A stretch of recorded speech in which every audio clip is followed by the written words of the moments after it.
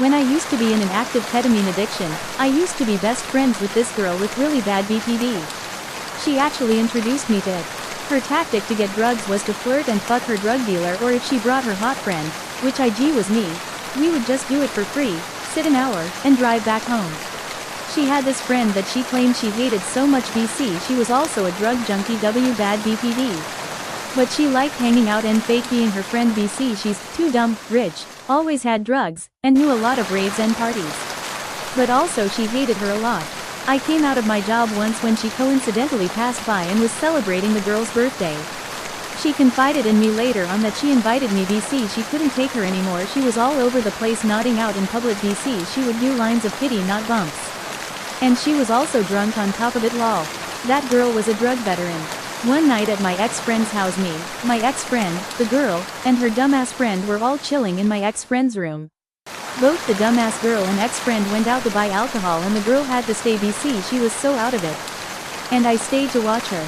I actually spoke to her once. It was my first and last interaction with her. We just talked about spirituality. And I did her birthday makeup BC. She kept complimenting my eye look. She was actually really nice. Just in a very bad crowd. They came back with a bottle of summer in a bottle white wine. We all drink and the girl does more lines of ketamine. Like maybe 4 or 5? But by the 4th line her dumbass friend giggles and says, "Girl, don't be selfish, HHH, you got a sherry." And the girl kept saying, "No no, it's my birthday, no no." And by the 5th line that's when scary shit happened. I looked away for a second, looked back. The girl started to convulse. She was convulsing in front of me and I froze with fear. Her dumbass friend tried helping her up and she laughed while saying, "See, this is why you shouldn't be selfish, HHHH girl." The girl's knocking out, nodding in and out. Both girls are actively trying to get her up. To go to the bar. They say, "Come on girl, get up, get up. We gotta go." She's knocked the fuck out, not getting up, she's all fucked up. I secretly recorded during this time. Just both of them trying to get her up to go to the bar while she's knocked out. I knew my ex-friend was a very very mean bitch, but this felt evil. Sinister. I kept telling her, "B, she needs a hospital.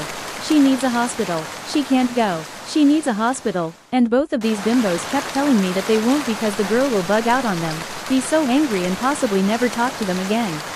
But they're trying to get a nodding bitch to the bar, make it make sense. They're trying to get her up against the wall but she can't even stand. How TF are we gonna look at the bar? The overwhelming of fear I had inside of me. I truly in my heart thought she would die that time or die tonight. My heart raced when I watched her eyes roll and her body convulse up and down. I felt so lost and alone. The other girls refused to do anything besides go to the bar. I recorded again where they are trying to make her stand up and put on her flip-flops. Both girls giggling. We finally try going outside where she's still fucking falling and can't stand up. This is where I got very scared and just wanted to leave. I was too scared to deal with it all and be part of it. I didn't know what to do. These bitches made me believe I was the one overreacting.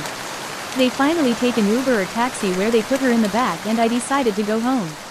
For some miracle reason that legitimately woke TF up, that girl, it's funny now thinking about it, almost cartoonish, lol. She goes, "Why? No, stay. Let's party tea." They all leave and have no idea what truly happened that night. My ex-friend told me they went to BK to the drug dealer's place to do more drugs. Ended up leaving her in the sidewalk all fucked up few blocks from her house BC. She couldn't take her BPD and druggy habits. Don't think that girl even remembers BC. They were still talking and hanging after that. The memory of her real life convulsing glues in my brain. I thought I was gonna see someone die in front of me. A month later she passes. Nothing due to her habits, but she was actually murdered. A Tinder date lured her with hard drugs and she OD'd. He hid every single evidence. That poor fucking girl was truly in a very very bad crowd. I still feel so fucking awful not speaking up. I still cry seeing the image in my head over and over again. Rip Mel, I'm sorry we weren't close. I wish we were. You needed nicer friends.